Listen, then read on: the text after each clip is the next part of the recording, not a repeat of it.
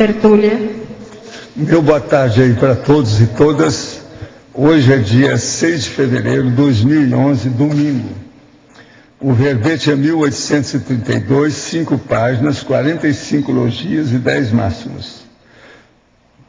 O tema é verbetorado conscienciológico.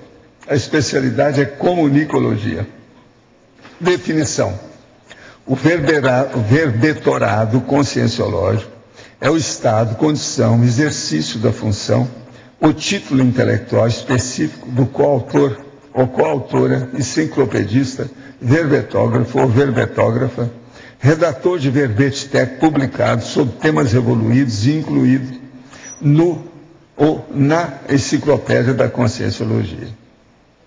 Agora, a coautoria fertilizadora das consciências voluntárias da conscienciologia.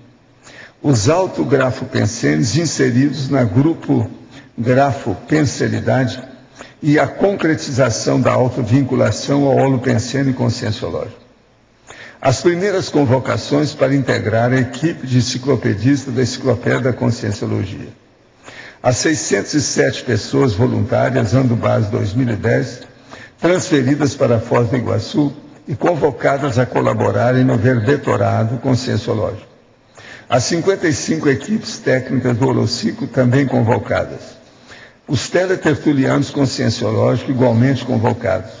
A manutenção uniforme dos critérios estilístico, didático e enciclopedismo. E por aí vai.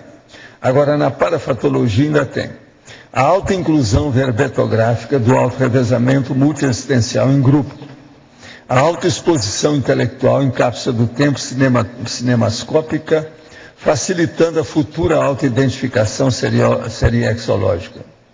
O reconhecimento dos verbetes pessoais, favorecendo o acesso às autogescons nesta dimensão intrafísica em vida próxima. Agora, nós temos na argumentologia convocações. Esse autor criou o primeiro bordão empregado no tertuliário do Centro de Autoestudo da Conscienciologia, o CAEC, Cadê o livro? Em 2009. E no ano seguinte criou o segundo bordão, Cadê o verbete? A fim de convocar os intervencionistas, conscienciológicos, cognopolitas, enciclopedistas e verbetógrafos, homens e mulheres, a publicarem o livro ou livros, gescons ou megagescons, pessoal, para o autorrevezamento multiexistencial. E também o verbete ou verbetes pessoais da Enciclopédia da Conscienciologia. Todos estão convocados.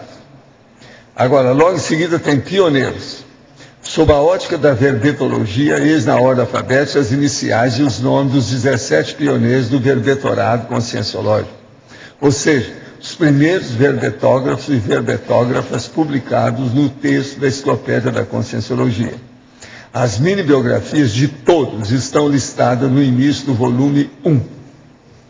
Agora, aqui então vem Adriana Lopes, Maria Cristina Bassanese, Kátia Caporali, Dulce Daú, Eduardo Martins Baltazar, Flávio Amaral, Flávio Buononato, Fátima Soares, Hernandes Leite, Kátia Porto Aracaque, Leandro Martins Leporassi, Munir Batsi, Neida Cardoso, Nina Rosa Mozato da Silva Manfroy, Nilze de Oliveira, Felipe Habib Mansur, Rosa Nader. Agora, na remissologia nós falamos dentre os 15, 5. Aplicação da neoideia, autorado holocármico, escala das prioridades evolutivas, política do autorado, técnica da qualificação dos verbetes. Frase enfática. O verbetorado conscienciológico marca de modo singular o voluntariado mental somático do intermissivista, cognopolita, enciclopedista e a meta do autorrevezamento multiexistencial. Você já redigiu algum verbete para a Enciclopédia da Conscienciologia? Dispõe de tema para a redação do verbete? Eu quero dizer que é uma pena, mas no meio aí desses, você sabe, nós temos várias galáxias aqui, onde os nossos astros brilham. Esses 17 estão brilhando na galáxia da enciclopédia. Agora, ó, Tem um monte aqui que é uma vergonha, porque eles brilham em outras áreas e que não participaram desses pioneiros. E nós não vamos pôr esses nomes aqui, ó, quando eles fizerem os verbetes, porque os 17 são os 17 Copacabana, vão ficar para sempre. Agora, ó, aqui que não fizeram. Arlindo, Loche, Adélio, João, Laura, Pilar, Cristina Aracaque, Mabel, Pedro, Cristiana Ferrari. Está aqui. Fica registrado o meu protesto. Tá certo? E convido todo mundo para entrar agora na segunda leva, né, do povo. Agora, pergunta. Estou lendo um livro do Rousseau, Os Devaneios do Caminhante Solitário. É o último livro que ele escreveu. São pensamentos e reflexões sobre sua vida em 10 caminhadas nos últimos anos de sua vida. Parece uma forma de autopesquisa. O senhor concorda com isso? Ele tinha essa noção de autopesquisa, aí ele fazia o que podia, né? Ele era um cara de uma cabeça extraordinária. Então, isso aí pode ter sido, sim. No lançamento do livro do professor Marcelo da Luz, você comentou sobre um cardeal que mais tarde chegou a ser papa e que estaria ajudando no trabalho de algumas pessoas relacionadas com a conscienciologia. Quem foi esse cardeal? Ele chegou a ser marx-dissidente da Igreja Católica em alguma vida posterior à de papa. Ele já deixou a Igreja Católica há muito tempo, por isso que eu falei, ele foi o primeiro a sair. O Marcelo dessa equipe lá é o último que deixou a Igreja Católica. Então é tudo conhecido meu, mas eu não posso falar não, deixa para lá. Outro, penso em iniciar meu estudo sobre a TENEPS uma década antes de iniciá-la. Isso é correto? E a respeito de ser uma década, calculo que em 10 anos vou dominar minhas energias e terei um bom pé de meia. Estou com 28 anos. Daqui uma década eu vou iniciar a TENEPS. Penso que com 40 anos de TENEPS vou conseguir o FIEX. Então, com 68 anos, vou alcançar o FIEX. Estou certo em aumentar esses números. Sei que o professor fala que são 2 anos para dominar as energias e 20 para alcançar o FIEX, mas alimenta esses números, pois não sei se sou capaz de fazer no tempo certo. O que o professor pensa sobre tudo isso? Olha, eu respeito sua opinião, né? Vai em frente, de qualquer maneira, você está mostrando que você quer fazer alguma coisa. Meta os peitos, joga o sutiã longe e meta os peitos, é a vida, né? Outro. No seu livro Projeciologia, comenta você sobre a experiência que tivera sendo atacado por 8 consciências enfermas, cuja violência sofrida poderia causar sobressoma, não fosse a rememoração de um mantra. Então, essas especulações sobre o perigo da projeção são verdadeiras. Uma projeção pode causar dessoma? Sim, um espirro pode causar dessoma. Um espirro. Descer no elevador depressa pode matar uma pessoa. Eu já vi um caso que foi isso. O elevador desceu rapidinho demais, a pessoa ficou sufocada, deu um infarto, morreu na hora, dentro do elevador. Então isso aí, esse negócio de dessomar é a coisa mais fácil que tem e a coisa mais difícil que tem. Tudo depende da energia, da vontade da pessoa, o que ela faz. Agora, o que aconteceu comigo? Eu estava fazendo o resgate de uma consciência lá. Então eu era um infiltrado, um espião, um invasor, um intrusor. Então é normal isso aí. Agora, uma projeção pode causar dessoma, assim como qualquer outra coisa, inclusive por ataque doentio, o que acontece muito. E outra coisa, quem mata mais é assediador extrafísico, são os maiores homicidas da Terra. Também tinha a impressão de que o professor coloca os mantras em segundo lugar, perfeitamente, mas nesse caso foi primordial o seu emprego, por causa do povo que entendia disso, aquilo funcionava com eles. Por exemplo, você vai falar com índio, eu não posso falar em português, eu tenho que falar em... Se for Guarani, Guarani, se for Tupi, Tupi, se for o Quipopô, Popopô, e por aí vai. Os mantras são artifícios secundários ou primordiais totais e ultrapassados. Qual mantra lhe ajudou a escapar do ataque? É o meu.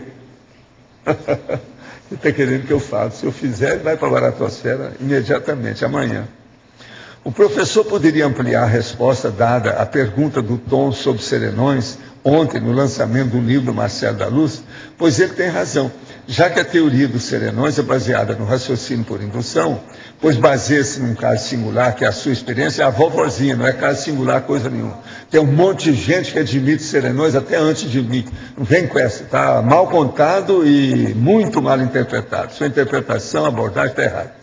Indo particular para o universal, contudo, é de uma lógica a priori não falsifiability. Ok, eu estou de acordo com o nosso amigo lá, o grande cara que fez isso, vocês lembram dele, né? Karl Popper. O senhor acha que essas teorias mais avançadas da conscienciologia vão se consolidar ainda nessa nossa vida intrafísica? Ó, isso não me interessa. Me interessa é fazer o meu trabalho e deixar aqui. Quem quiser pega, quem quiser me esqueça. Vamos em frente com o processo. Tem muita coisa para a gente fazer. Se você já ajuda os outros, é uma grande coisa. Já deu um primeiro passo da frente. Está ótimo. Agora, não ligue para esse processo de ver isso ou de ver aquilo, que eu acho tudo secundário e boboca nessa história. Agora, o processo serenão, por exemplo, a palavra serenão. Quem falou isso a primeira vez, escreveu sobre isso, fui eu. Foi uma moça, São Paulo, que viu serenões, a coisa toda. É muito engraçado isso. Você chegou a conhecer quem é que eu estou falando. A senhora, muito simpática, falava muito e tal. Ela que viu isso a primeira vez. De modo que essas coisas não são assim, não. Agora, ó, sobre esse negócio de teoria e as hipóteses, os princípios nossos da Conscienciologia, já tem coisa que já está fixada. Eu posso dessomar ou ficar por aqui que já está fixado. Por exemplo, TENEPS. Vocês acham que a TENEPS vai morrer depois que eu morrer? Isso é besteira. Hoje já são milhares de pessoas que praticam a TENEPS, já sabem o que é. Teve um cara que falou para mim, depois que você fez o manual da TENEPS, você pode dessomar, Valdo, isso aí vai dar conta. Esse é o cara que falou. Agora vê quantos anos já faz isso. Agora aqui, ó, tem um outro aqui, outra pergunta. Estou lendo Projeciologia. Ainda não vivi uma projeção consciente lúcida. Logo, aplicando o princípio da descrença, isso ainda não faz parte da minha realidade. Assim, para pessoas como eu penso que esse assunto é controverso. Se é muito mais do que você está pensando. Sendo a projeciologia uma ciência de ponta, por que o professor julga desnecessário explicitar seus critérios de cientificidade e validade epistemológica? Quarta edição, página 45. O senhor poderia me ajudar a entender isso? Eu sou um leitor que está abaixo do mediano. Tudo indica que você está assim. Agora, critério. Aqui, ó, eu falo na página 45, ó, essa é a 10ª edição de Projeciologia. Esse autor julga desnecessário aplicar aqui os critérios de cientificidade e a validade epistemológica de um determinado ramo do conhecimento humano. E seria rebarbativo, pois qualquer leitor mediano pode facilmente avaliá-lo. Eu não fiz isso nesse livro, porque o livro já fala por si. Eu demorei 19 anos para escrever esse livro. Quem quiser vai entender isso. E a primeira coisa que eu falo é o seguinte: a pessoa tem que sair do corpo para entender o que eu estou falando. O resto me esqueça. O processo é o princípio da descrença. A pessoa tem que fazer a experiência por ela e ela mesma constatar, e o problema é dela. Eu apenas dou as indicações. Aqui é seta. A seta não acompanha a pessoa, ela só indica. Vocês estão entendendo? Eu não faço projeção para os outros. Cada um tem que fazer por ele. E banana para a vovozinha do pai, da mãe, etc. Todo mundo. Não interessa. Então vamos entender bem esse processo, então, da situação. A cientificidade e validade epistemológica. Se eu escrevi um tratado de mais de 1000 páginas, durante 19 anos, eu ainda vou precisar disso. E outra coisa ali, eu falo direitinho. Ele não lê o livro. Então, a hora que ele ler, ele vai ver o seguinte, que eu falo que esse livro é apenas para convalidar uma hipótese do corpo objetivo. Mais nada. Estou chamando a atenção para o psicossoma. Nem entrei ainda no mental soma para valer nesse livro. Só no 700 que eu comecei. E depois, hoje, na enciclopédia. Então, isso foi só o rehearsal, o ensaio. É o prelibar. É o antipasto do Arlindo. Em italiano é antipasto, né? Aquilo que começa primeiro, quer dizer, um biscoitinho que você deu para a pessoa, antes de vir a massa, né? a massa chuta, tá certo? Você queria falar? Dia, na segunda linha no final, o senhor coloca o verbetograma. O você podia falar como é que seria isso? Como é que seria o verbetograma? Acho que a turma já está fazendo alguma coisa nesse sentido, não está? Que é o conjunto do estudo do verbete. Você lembra quando eu comecei aqui, que eu falei assim, gente, é preciso fazer o receituário dos verbetes para esse povo que aparece. Isso seria por causa disso, o verbetograma entra aí, o receituário. Eu ainda não fiz o receituário, nem trouxe para cá. É preciso trazer isso tudo ainda. Ainda tem coisa. Hoje eu vou falar um novo verbete que eu toquei lá embaixo, na gravação que eu fiz para a televisão. Mas eu vou falar esse, porque esse aí entra no paraconvergência intraconsciencial. Já tem 22. Esse é o último. Chama Memória Contínua. Eu vou falar daqui a pouco. Eu vou expor apenas a argumentação, porque eu nem redigi ainda o verbete, está tudo manuscrito aqui. Agora aqui, ó, ainda tem mais uma pergunta. Produzo projeções conscientes ainda em estado embrionário e difícil. Ó, esse é diferente do outro, esse já está começando a fazer projeção. Porém, não passo pelo que chamo de EV, a não ser que EV também seja a pressão e os sons intracranianos que provocam quando me percebo em sons lúcidos. Não, aí já está mais avançado. É estritamente necessário passar pelo EV para produzir uma projeção lúcida? Não. Isso às vezes no início é que a pessoa faz, etc. Depois ela esquece a energia. O problema é a vontade da pessoa. Se for, eu desconheço. Poderia falar um pouco disso? Olha, seria bom é você ler com mais detalhes esse livro que eu acabei de mostrar aqui. Projeciologia. Olha com mais detalhes, com calma. Isso aí pode te ajudar.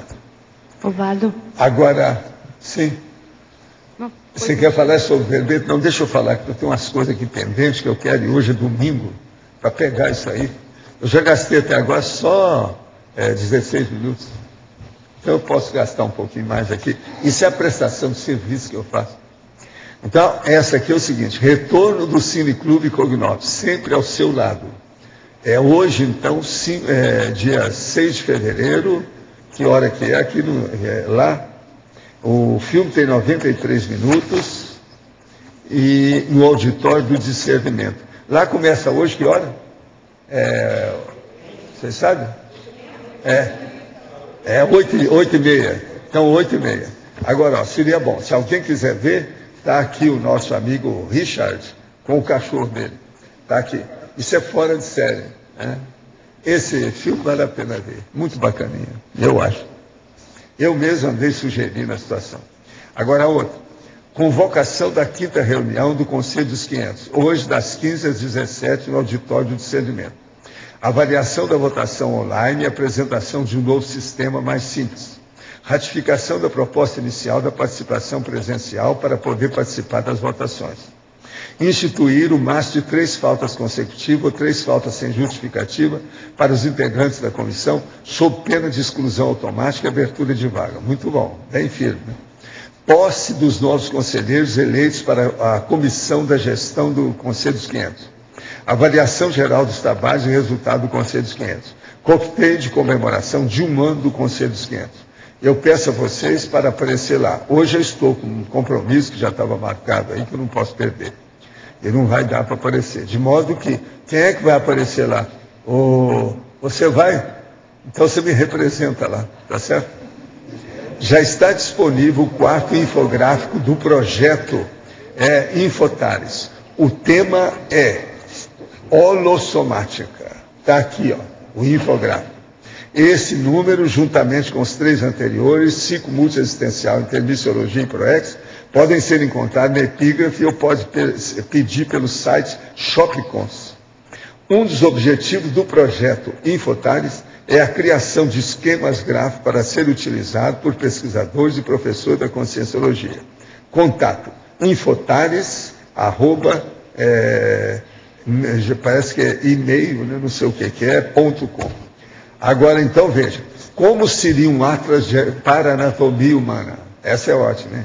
E outra coisa, tem todos os detalhes, de um lado e do outro. Quem entender isso aqui é mulher do padre. É preciso estudar essas coisas, vale a pena. E ele está muito bem feito. O homem é uma fera. Eu não sei se ele está aí hoje, tá? Ah, está ali, ó, olha lá. Ele é muito bom nesse assunto aí. Ficou muito bom o trabalho dele aqui. Esse aqui, então, está muito transcendente. Está muito avançado o processo, do jeito que está aqui. Eu acho que vale a pena você estudar isso.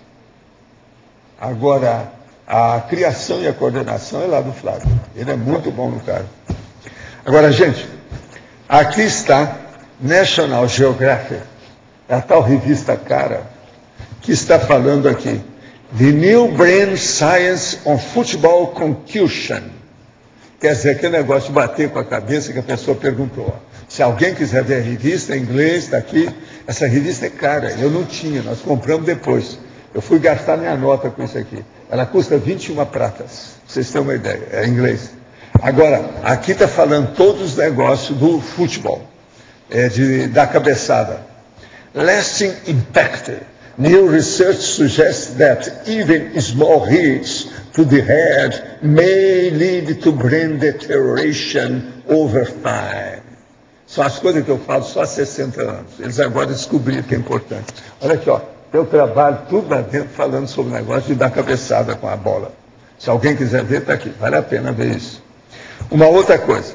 Nós falamos muito de amizade aí, alguém também tocou nesse assunto, está aqui. Super interessante, já está na capa. Amizade, porque é impossível ser feliz sozinho. A chave da felicidade está nos amigos que você tem. Novos estudos mostram que eles moldam sua personalidade, podem fazer você perder peso, se dar bem no trabalho e viver mais. Sim, eles definem seu futuro. Essa aqui tá muito boa, essa da Silvia. Está cheio de piada aqui sobre o assunto. Se alguém quiser ver, está aqui. Agora, ó, vocês vê se você me devolve essas revistas, que eu vou colocar no meu arquivo aqui, sabe, do tertuliário. Agora, outra coisa que eu tenho aqui. Verbetógrafos da CCCI.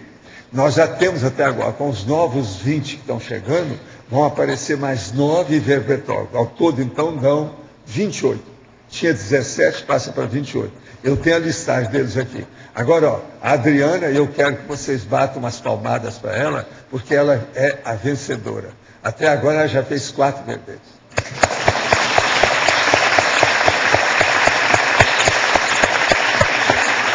Ela ganhou de todo mundo, apenas de mim que ainda não deu. Mas do jeito que ela está caminhando, é bem capaz de ela chegar lá. Vai demorar um pouquinho, mas é bem possível que ela vai acabar chegando lá. Ela é terrível. De modo que eu vou guardar isso aqui para ver os próximos 20, que agora nós estamos agitando o processo aí, a coisa está ficando mais séria. E eu vou deixar aqui, ó, para nós já sabemos tudo como é que nós estamos. Eu estou arquivando esse material todo. Eu quero dizer para vocês que vocês, como sabem aí, alguns de vocês sabem, eu tenho um camarim. Mas o meu camarim eu guardo tudo quanto é material mais sério que tem aqui. Eu tenho já milhares de material no meu camarim. Ele é uma furna, é um buraco, mas está cheio de material dos processos nossos da tertúlia. Agora, depois de 2 anos nós estamos caminhando aqui, não é isso, professor? De modo que já tem muito material lá dentro. Eu estou guardando, eu acho que daqui a pouco não vai caber mais, então eu vou fazer talvez um lugar no Holocico, na Holoteca, para guardar esse meu material daqui. Eu quero guardar certas coisas separadas, porque amanhã vai ter gente que vai querer fazer pesquisa. E eu tenho todas as perguntas guardadas. Agora, ó, são montes de papel dessa altura, assim, ó. Tá certo? Até agora. Agora, gente, eu queria falar sobre esse verbete novo que eu estou fazendo. Esse é o da madrugada de hoje. Eu só comecei, porque eu estava olhando lá, para ampliar para a convergência interconsciencial. Já tinha 20. Então eu vou pôr a paraverbação, do ponto de vista da extrafisiologia, e esse que chama memória contínua. Agora, o que é isso? Eu quero só falar para vocês que é uma coisa que eu nunca toquei aqui. Esse é totalmente virgem. A definição. A memória contínua é a condição mnemônica da consciência ainda criança, quando consegue adquirir, seja por traumatismo durante o renascimento e autorretrocognições intermissivas ou de vidas humanas prévias, a conservação e utilização das próprias lembranças de modo ininterrupto, sem o hiato usual do choque biológico do renascimento, da ressoma. Vocês entenderam, né? Mais ou menos a situação. Agora, qual seria o substantivo disso? Sinônimo. Memória prolongada, memória ininterrupta, memória consecutiva. Agora, o que seria o antônimo da história? Antonímio. Memória lacunada, memória fragmentada, memória segmentada, memória interrompida, que é a da maioria da humanidade. Isso aqui é apenas 1, 2, 3, 4, 5%, sei lá quanto. Eu acho que é menos de 10% que pode passar por isso. Agora, isso aí está dentro das percepções extrasensoriais, notadamente quanto à holomaturidade da holomemória ou a holomnemônica pessoal. Agora, eu tenho aqui já a relação das interdisciplinas, eu já fiz, mas agora o que eu quero ver essa argumentação são 6 itens que eu vou colocar na argumentologia. Então, o caso é o seguinte: ocorrências. Sob a ótica da parapesquisologia, eis, por exemplo, 6 ocorrências encadeadas ou interativas, capazes de explicitar melhor a condição da memória contínua da criança quando apresentando retrocognições racionais. Então, 1. Idoso. A pessoa idosa ou geronte tem memória e se refere habitualmente ao passado em razão de já ter vivido prolongadamente e adquirido maior acervo mnemônico. Que é uma coisa mais do que evidente. Agora, 2. Criança. A criança, obviamente, ainda não viveu o suficiente para ter ampla memória ou grandes recordações. 3. Maturidade. Se, pessoalmente, através do parto laborioso da mãe, a criança sofreu traumatismo craniano, pode alcançar maior nível de maturidade mental de modo antecipado. E tal fato favorece as autorretrocognições parapsíquicas. Isso aqui é aquela hipótese que pegou aquela nossa italiana, Eusapia Palladino, e a outra também, a europeia lá, que era a Eileen Garrett, que ela teve tudo isso aí do jeito que eu tive também. Então, eu vou explicitar isso depois lá no caso, que eu já toquei nisso na enciclopédia. Agora, 4. Autorretrocognições. As autorretrocognições trazem a memória anterior ao renascimento intrafísico, e nesse caso a criança já apresenta memória mais ampla, e tal estado predispõe à autossuperdotação. 5. A conjugação da maturidade mental precoce e das autorretrocognições parapsíquicas racionais compõe a memória contínua da criança superdotada intelectivamente. No caso aqui, que pega o processo parapsíquico. Agora, 6. Autoparapsiquismo. A memória contínua, ou mesmo na condição menos lacunada, acaba potencializando o desenvolvimento do autoparapsiquismo da criança durante o crescimento somático, biológico e até na fase adulta. Então, é o que a gente está vendo aí. Esse processo da memória contínua vem totalmente contra o problema da série X, porque acaba com esse processo grave da vida humana que você esquece tudo o que se passou. Agora, a hora que vem essa memória vivida ainda na fase infantil, pensa bem o que não dá. Entende? E outra coisa, a autossuficiência que isso dá. Eu passei por isso. E muita coisa que eu consegui obter algum sucesso dentro de situações super adversas foi devido a isso. Por isso que eu falo, parapsiquismo é uma coisa seríssima. A autorretrocognição é uma coisa seríssima. Agora, a pessoa também ficar com maturidade mental antes da média ajuda demais. Então, veja, eu não sou acima da média de nada, mas a minha condição existencial de maturidade antes me ajudou no parapsiquismo. Vocês estão entendendo, né? Então, por exemplo, não precisa de ser gênio para a pessoa adquirir isso. Até acidente faz isso.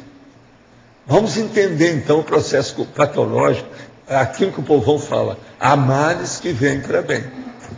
É justamente o que aconteceu aí nesse caso. Agora, por exemplo, o Dr. Salles, aquele que eu trouxe o livro e mostrei aqui para vocês, Dr. Salles, ele era especialista nisso, ele examinou também. Essa hipótese ele admitia, a do traumatismo craniano durante o parto laborioso. De modo que a memória contínua é um fato. Agora, eu comecei com isso aos 3 anos de idade. E a coisa veio vindo. Agora, com isso, então, você pode ter um acervo enorme, desde que você seja metódico, sistemático, vamos dizer, disciplinado dentro do seu processo, porque senão você embola o meio de campo. Eu penso que um monte de gente passa pela memória antecipada, essa memória maior. Mas o que faz? Eles ficam loucos. Então, se esses caras doidos, tem um monte deles que se perturbaram. Uns ficam epiléticos, o outro fica esquizofrênico, o outro fica isso, o outro fica aquilo. Tem um monte deles. Agora, sair disso bem, é necessário que haja algum processo anterior. Nisso, eu acho, o que me ajudou foi a intervenção prolongada. Entende? E o processo assistencial. Então eu estou mostrando para vocês, porque doravante, todos esses fenômenos vão acontecer, inclusive a memória contínua. Eu já vi memória contínua de várias pessoas, inclusive superdotados. Vocês lembram daquele caso do menino que morreu, que tinha mais ou menos 11 anos, que abriram a cabeça dele em 4 lugares, porque o negócio estava funcionando, ele acabou morrendo. E outra coisa, quando eu encontrei com ele, ele era muito superior a mim, eu era um pouco mais velho do que ele. Isso junto com o doutor Inácio Ferreira, que era psiquiatra, na casa dele. Depois nós falamos na praça pública, ele falou antes, depois eu falei depois dele e tal, aquele negócio todo. Mas o menino, naquela ocasião, já sabia 4 a 5 idiomas, inclusive o russo. O russo eu não sabia, eu nunca estudei russo para poder falar. Ele falava fluentemente. O menino era fera. Agora, veja, ele teve o negócio na cabeça, mas acabou morrendo cedo. O que adiantou? Então veja, mesmo esse que era lúcido, entende? E não ficou louco, ele não morreu louco. Ele morreu por causa do processo da própria cabeça, um processo neurológico. Vamos ver agora se a neurociência começa a funcionar com esses assuntos. Né? O que é? Além do que você falou que o que segurou foi intermissão prolongada e o macrosoma também? Talvez se não, esse o rapaz macrosoma tivesse já macrosoma... é uma decorrência de opção de outras coisas. Isso aí é mais do que... Mas eu acho que nesse caso não influi tanto. Então o macrosoma vai influir no geral, mas não especificamente. Não, eu pensei no macrosoma para sustentar essa condição. Não aí até o meu processo aqui ajuda. Isso aí tem um monte de coisa. É? O senhor há pouco falou que os acidentes, esse tipo de acidente que proporciona aí a memória contínua, ele é contra a série X. Mas eu fiquei me perguntando, eu entendi na hora. Que a série X você esquece tudo, não tem nada. Sim. Então acabou aquela seriedade da vida humana, que você não sabe quem é quem. Você não sabe quem é sua mãe, seu pai, seu vizinho, sem nada, está tudo escuro. Mas a minha no entanto, pergunta... você sabe tudo, mas não lembra de nada. Eu sei. Mas olha só, a gente ontem estava estudando aquele verbete, vida intrafísica. E o senhor faz uma listagem lá de várias neocondições que a gente tem que passar. E uma delas era neoacidentes, que a gente tinha que passar. Então, a rigor, esse neoacidente é para quem tem mérito. Então, é uma coisa que já está prevista. Não, mas não é bem assim, não. Eu podia vir sem o acidente e fazer a recuperação toda da minha memória se eu tivesse competência. Ou qualquer um pode fazer isso com competência. Não precisa do acidente. Agora, o que eu estou falando é que o acidente intervém aí e, em certos casos, resolve. Mas agora, você pensou se nós fôssemos fazer evolução, há males que vêm para bem, só seguir isso, todo mundo ia passar por alguma coisa ruim para poder... Eu concordo não existe isso. Eu concordo Evolutivamente não tem isso. Não, eu também agora, concordo o que eu vejo não é o tem seguinte, que sofrer para ser feliz. Dos males o menor. Eu estou fazendo a força danada, desde que nasci nesse corpo aqui, para aproveitar tudo que eu posso. Raspar o fundo do tacho. Acabar com as unhas esgaravatando, não é isso que o povo fala? Esgaravatando tudo. Eu faço o que eu posso. Vocês já viram. Olha o meu jeitão. É a autodeterminologia. Escuta, nós já trouxemos esse verbete aqui? Já, né? Então tá. Então o povo já sabe o que é. Né? Mas você entendeu isso aí? Eu entendi, mas é porque quando eu li aquele neoacidente... tem uma opção de neos ali. Ali tem vários neos. E o primeiro é neoacidente. Eu fiquei meio impactada, assim, porque, poxa vida, né? Mas que o neoacidente, por exemplo... eu agora vou te falar uma coisa, então, filosoficamente, do ponto de vista científico, você vai me falar. Você não acha que toda ressoma é um neoacidente? Pois é, né? Pois eu não chamo isso de choque biológico do Renascimento, não é assim que eu chamo? Eu considero também. Choque biológico do Renascimento. Eu considero um acidente. Então acabou, só isso aí já envolveu todo o assunto. Então, mas é um acidente, é isso que eu queria falar, é um acidente que já está previsto na série Agora, X. o problema não é esse, o problema é o reurbanizador que vem num corpo de idiota e que com o pé nas costas, certo? Sem problema nenhum. É isso que eu quero. Não precisa ser igual ele, mas vamos chegar perto do transmentor, já é alguma coisa. Tá certo? Agora aqui, pela perspectiva da reurbanização, como enxerga o crescimento do islamismo na Europa? Pode mudar a condição social de lá?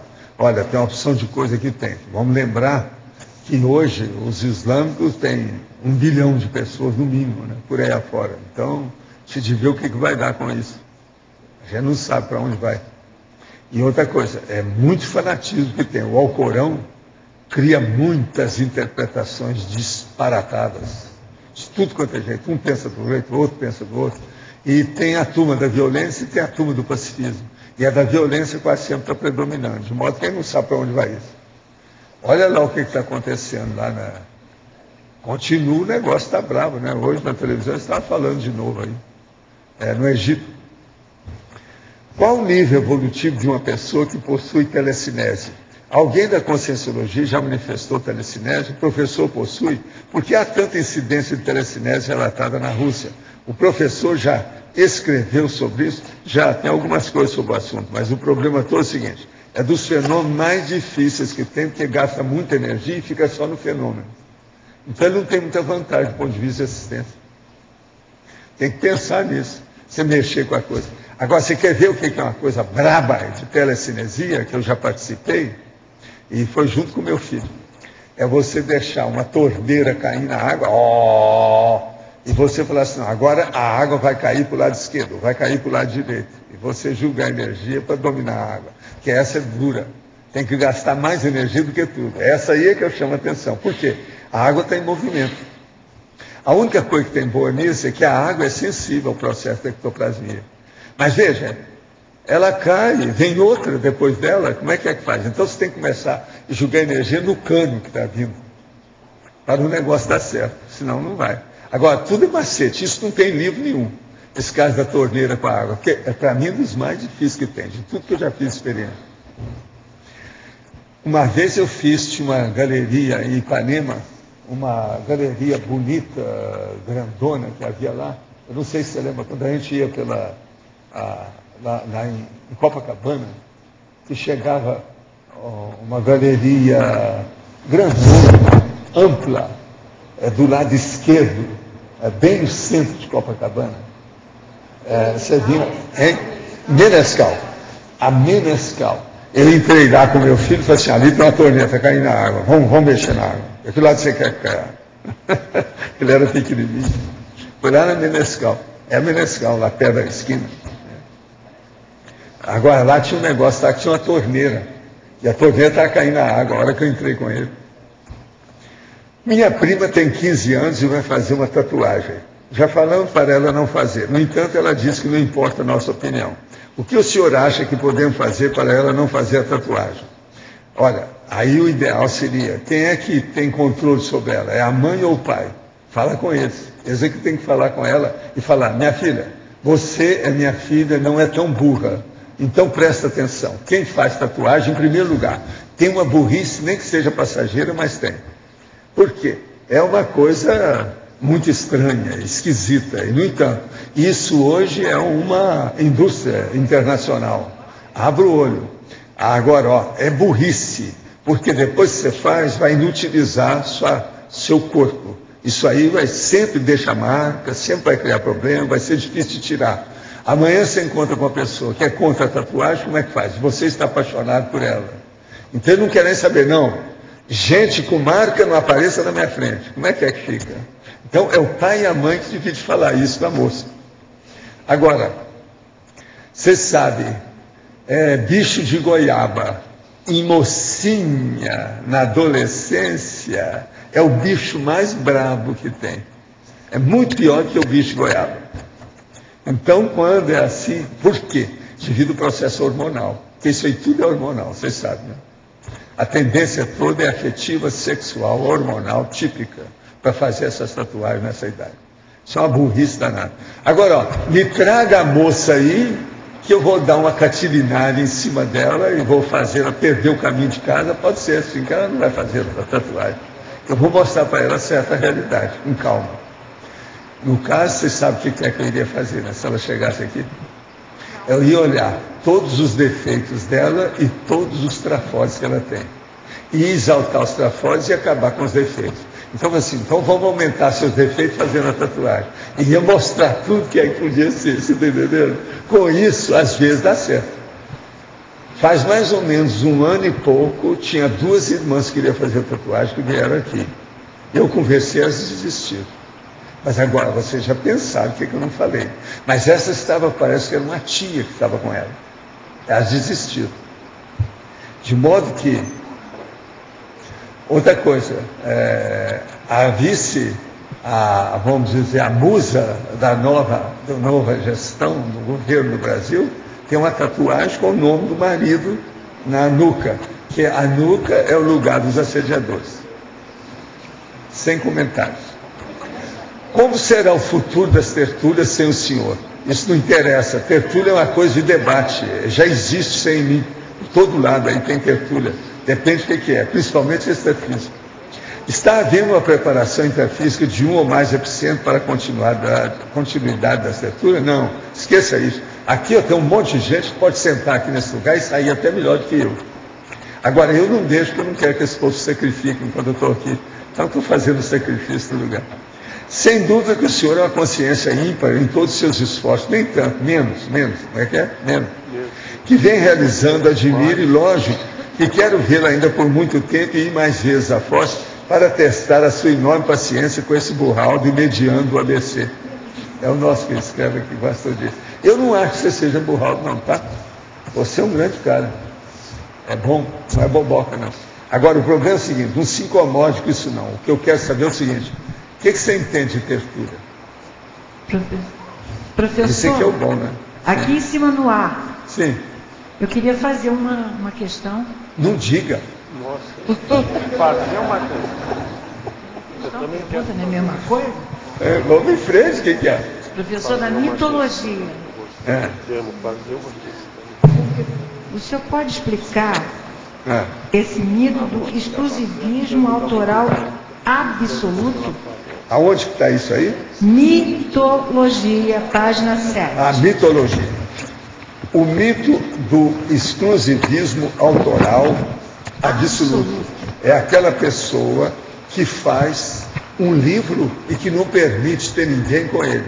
Então ele não organiza antologia, ele não tem coautoria, ele não pratica nada. Eu, por exemplo, eu tenho 17 livros publicados junto com Chico Xavier. Agora eu estou fazendo a enciclopédia que já tem 17 autores comigo. Eu não tenho, eu já derrubei esse mito. Então é o mito do pensador solitário. Professor, é aquela então... pessoa que defende a sua obra, é só dele, ninguém entra. Professor, então o Não autorado... troca ideias, não permuta as coisas, não abre a mão, não desce, sabe, a ponte levadiça do castelo e fica lá na torre. Então o autorado múltiplo pode ser uma coisa interessante para esse problema. Autorado múltiplo, livro com 2 autores, com 3 autores, é lógico, 4 é autores. Isso. Então, ó, a Marina e o Antônio. Não, tem mais outros livros Não, que eu vão ser falando publicados um aí, autorado exemplo, múltiplo. te vira, tem um monte. Pois é, tem esperando ser Te publicado. vira. Agora, eu sou favorável às antologias, depende da antologia, o que é. Tudo isso a gente tem que ver. O senhor é favorável às antologias, por quê, professor? Devido ao processo da permuta de ideias o tempo todo, e o debate dos assuntos, é mais gente, mais autores. É justamente isso. A nossa enciclopédia vai ser igual à enciclopédia britânica. Tem até os negócios reduzidos, cada nome aí e tal, com 2 letrinhas. É abreviatura. Isso aí é bom. Mas, Laura, não era você que era a primeira que ia falar? A sua saúde? Muito importante. Que você falou no começo da tertúlia, nomeou uma lista de pessoas que teriam que entregar verbete, né? Falou de mim, do lógica, física, algumas pessoas. É uma vergonha que vocês não participaram do pioneirismo dessa história. Ficaram para segundo tempo. De modo que vocês são, esses 17 eu quero ficar na enciclopédia. Foi os primeiros que apareceram, que seguiram as coisas que nós estamos falando. Mas a minha pergunta é, você nomeou essas pessoas porque estão na lista das pessoas que estão fazendo? Não, na lista não. Foi aquelas que entregaram os verbetes pronto em primeiro lugar. Eu não selecionei ninguém. Não, eu sei, digo as que você nomeou hoje. Não, hoje eu peguei 10, são aqueles mais evidentes, que está todo mundo comigo, trabalhando há quanto tempo? Quanto tempo você está trabalhando comigo? São só 30 anos que ela está comigo. Não, é que eu pensei que você tinha uma lista das pessoas que estão escrevendo verbete. Também eu tenho aqui. E daí? Mas é essa lista que você leu, então? Não, a lista que eu li é aqueles que ainda não fizeram verbete em primeiro plano. Se eles forem fazer agora, já entra em segundo, são secundários. Retardatários da verbetografia. Retardatários. Entendeu bem? Rossi, porque esses 10 são retardatários clássicos. Porque estão todo dia comigo e não fizeram nada. Uma vergonha. E tem uns mais jovens que eu devia te falar, que eu não falei. Um deles, Avial Rafa. Quantos anos você está aqui comigo? Então, para um rapaz cheio de vida, que veio sabendo tudo, que desenha, que conhece tudo sobre gibi, que sabe um monte de coisa, uma vergonha absoluta. Tá, eu pensei que você tinha a lista. Eu pensei que você tinha a lista das pessoas que estamos escrevendo o verbete agora e você tinha lido. Também tem, eu tenho, as pessoas têm. Daqui uns dias você vai ver. Então, já tem 11 novos, além desses 17, hoje já passaram para 28. Então eu vou ter agora, dentro das próximas semanas, 28 coautores na minha enciclopédia. Estou sentindo o máximo. 28. Agora, eu quero ver se eu levo isso para 300 pessoas. O que você acha? Dou conta? Não sei, eu estou no não primeiro. Não vieram 600 pessoas para a Costa? Se a metade escrever, já pode ser verbetógrafo. Mas, Valdo, para a gente não ser mais nomeado desse jeito na tertúlia, tem que fazer quantos verbetes? Não, 4 ainda é pouco. 4 e pouco. Você tem que fazer mais de 4 para poder passar, que eu já tenho 4. É uma vergonha. Isso ainda é pouco. Agora, por exemplo, vocês todos já podiam ter feito 10 verbetes cada um. O que vocês estão fazendo? Estão com dor de barriga? Estão dormindo o dia inteiro? Estão jogando futebol? Estão com videogame no fim da semana? O que é que vocês estão fazendo? Você falou uma vez que se a pessoa não conseguia sentar e fazer o verbete rapidamente porque ela não tinha passado o gargalo. Lembra? Sim, é o gargalo do verbete. Tudo então, tem gargalo. Então, eu estou no gargalo do verbete. Então, agora você é o seguinte, você está se sentindo bem. Não, dá um prêmio para ela de gargalo. Dá um kitito do gargalo. Não, estou bem ansiosa que eu não consigo acabar ele. Uma vergonha isso aí. Queria aproveitar, professor Valdo, para dizer que quarta-feira agora vai começar um programa verbetografia de modelo intensivo. Vocês estão ouvindo bem? Programa de verbetologia ou verbetografia. É para os verbetólogos. Então, para fazer o verbetograma. E vai ser intensivo. Tem mais uma de verbete para a gente falar, que eu não falei. Tem a página do verbetógrafo disponível lá no site da Tertúlia, que o Leandro organiza, que também ajuda muito a pessoa a fazer o verbete. Verbetografia, escrever o verbete, escrever a entrada da enciclopédia. O que vocês estão esperando? Todos vocês, aqui no Marconi, eu estou de olho em você, tá? O cara é uma cabeça, por que é que ele não escreveu o verbete? Não entendo. Não, o João é uma vergonha, mas agora ele começou a estudar para ver os erros aí. Através dos erros ele vai acabar fazendo acerto. Professor. Ele está procurando os erros todos, tudo que tem para fazer revisão. Então ele vai aprender isso aí de uma maneira extraordinária. Eu acho. Eu confio em vocês. Agora, eu confio em todo mundo aqui, tá? Agora, a gente confia mais em uns do que outros, porque depende do perfil. Depende do perfil, é ou não é? Sem perfil não é assim na psiquiatria? Mas é. Professor, quer dizer, saindo um pouco do verbete, né? Carapuça para mim também. Eu tenho 3 verbetes prontos. Minha dificuldade não é escrever, professor. Eu não falei em você, eu copiei você. Eu não tenho dificuldade de escrever, minha dificuldade é o computador, é a forma. Então, se eu tivesse alguém que me ajudasse... minha filha, isso aí tem tanto... O que tem mais em Foz é a escola de computação. Professor. É o que tem mais de infografia. Não é, a escola. O que você está esperando? É mais difícil. Escuta, eu já se ela não tiver dinheiro, vou pagar aí um curso para ela. Ele ainda não sabe fazer ainda também a forma. Mas olha, tem professor que ensina. Aqui, ó. E a Rosa? Você já conversou com a Rosa? A Rosa é sua xará. Professor, eu até queria para que verbete. Tenho 3 verbetes prontos, mas e quando chega, eu já mandei, aí volta, aí aquele negócio de eu espaço e às vezes eu boto no espaço um junto do outro. Mas então você precisa que eu compre para ela um pente fino e dá para ela. Não, é preciso de um pente fino para pentear as coisas com pente fino. Está faltando pente fino. Aquela parte da forma eu sei tudo, Valdo. A forma eu sei. É que você não viu direito.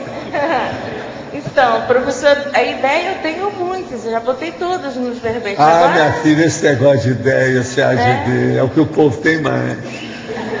É uma loucura. Agora, o que tem menos é verbete pronto. Pois é. Isso que eu acho mais difícil. Não enche buraco de dente.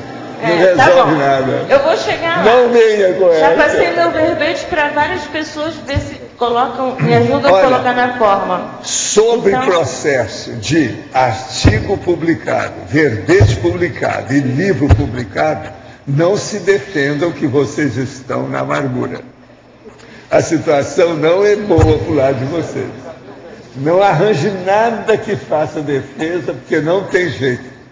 Não há, é impossível a defesa desse aspecto.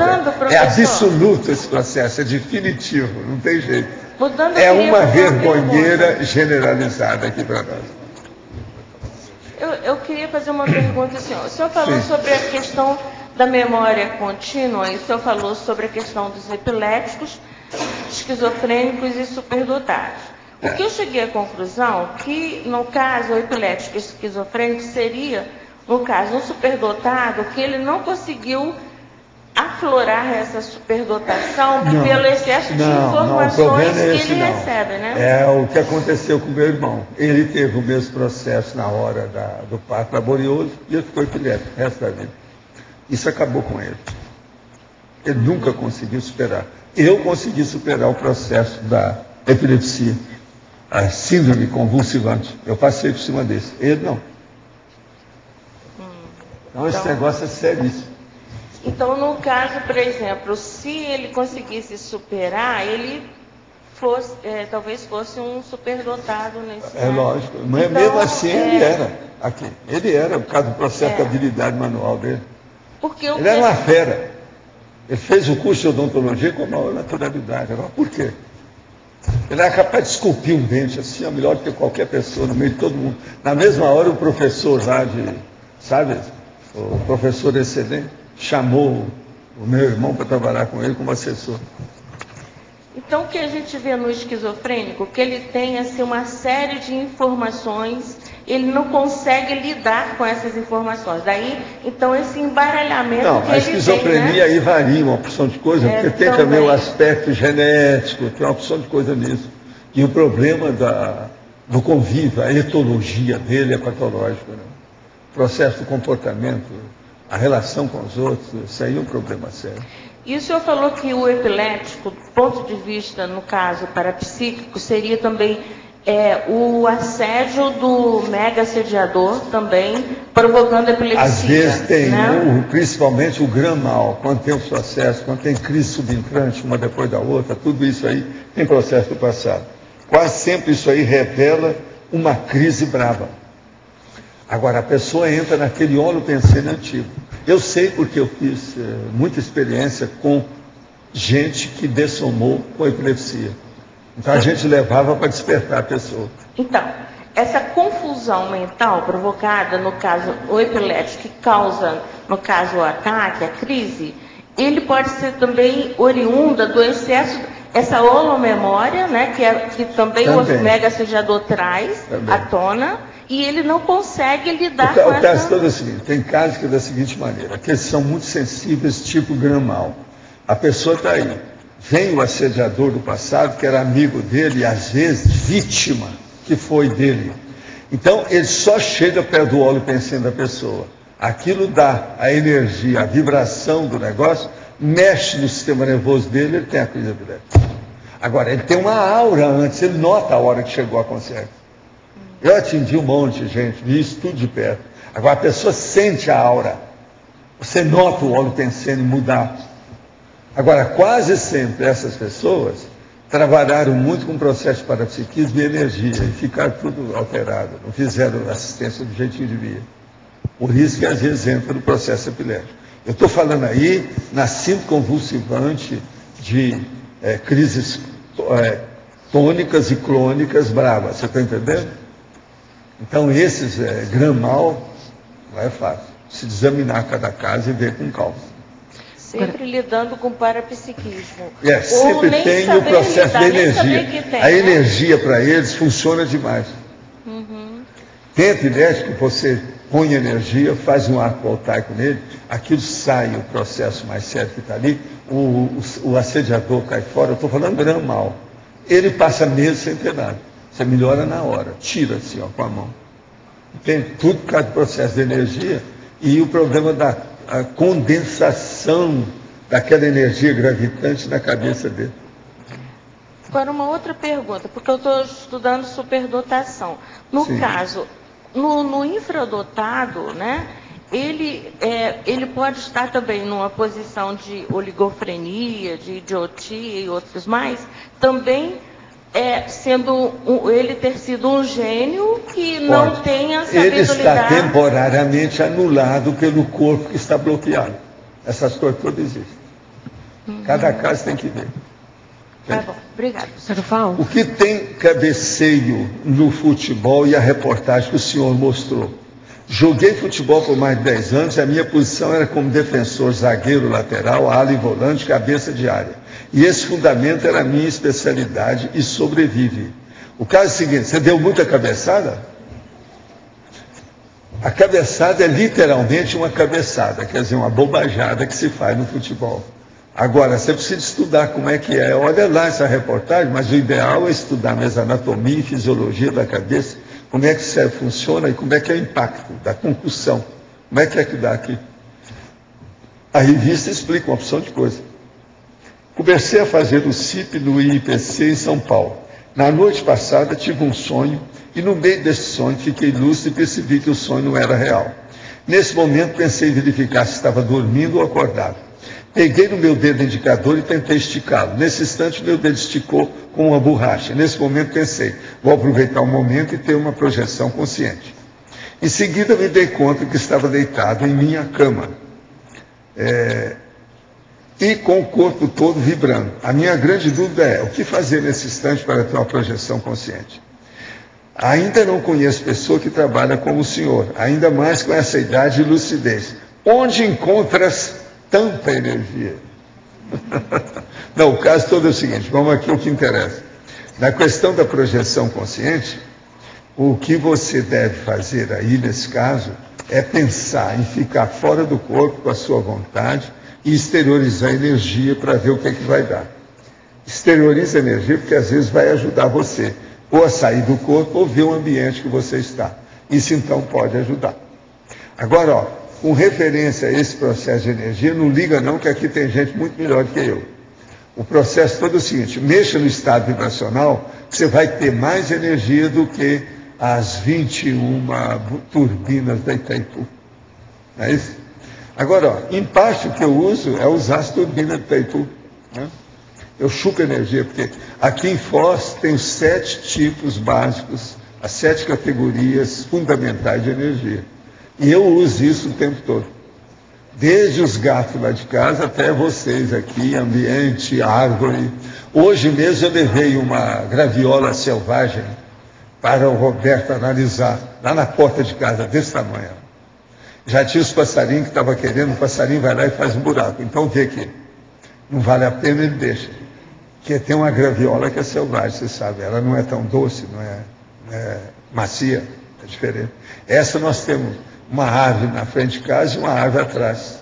E os frutos estão desse tamanho assim, bem engraviolado. Aí está com ela lá? Pois é, olha lá. Olha lá. Dá uma filmada aí, você mostra o que é.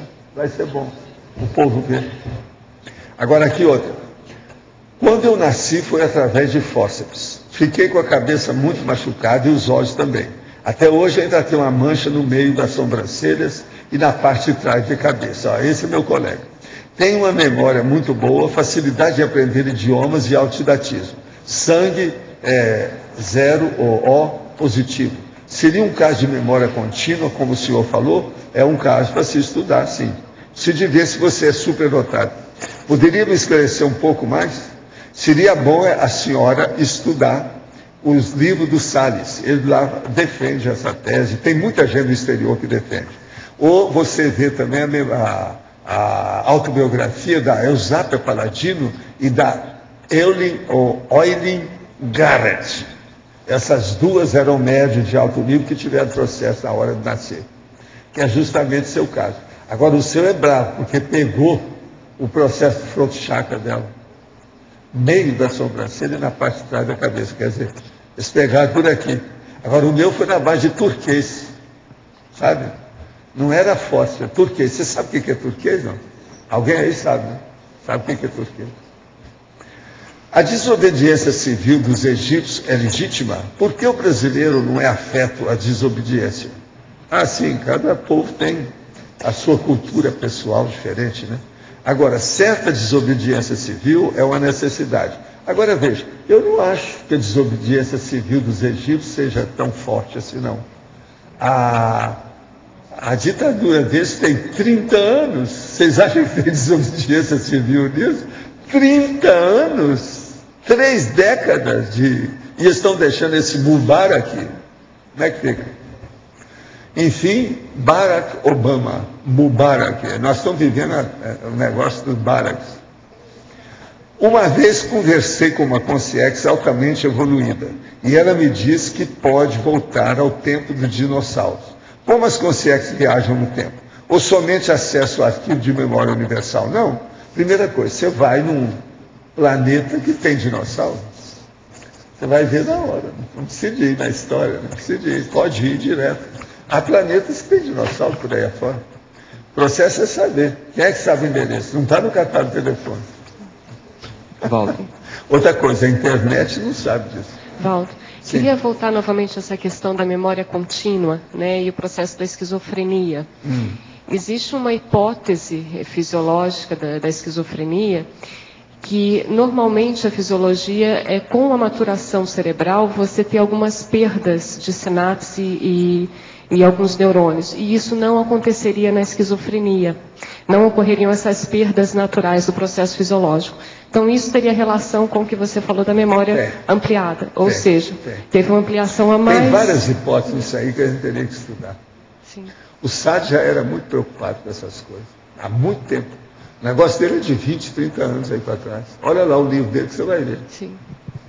Sade é fora de série. Agora, eu estudei muito isso e eu fiz o coroamento desse meu estudo de superdotação com a doutora Luiz, que veio conversar comigo, que era o psicólogo, tal, velhinho, que estudou o psicograma.